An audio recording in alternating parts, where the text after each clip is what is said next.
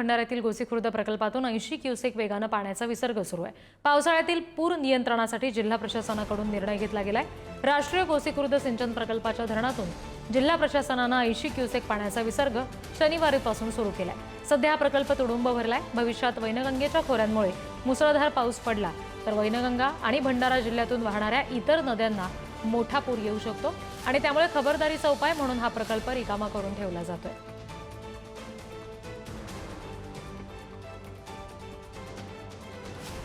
प्रकल्पाची उच्चतम पातळी ही 245.5 मीटर आहे आणि मान्सून पूर्ण क्षमतेनं यावेळी सक्रिय आहे। त्यामुळे सीमावर्ती जिल्ह्यांमध्ये आणि वैनगंगेच्या खोऱ्यात सुद्धा केव्हाही मुसळधार पावसाची शक्यता आहे आणि त्यामुळे पूरस्थिती भविष्यात होऊ नये यासाठी संभाव्य पुरावर नियंत्रण ठेवण्यासाठी प्रकल्पात पाणी साठवण क्षमता निर्माण करायचा हा प्रयत्न आहे। आम्ही पूर्ण परिस्थितीकडे लक्ष ठेवून आहोत।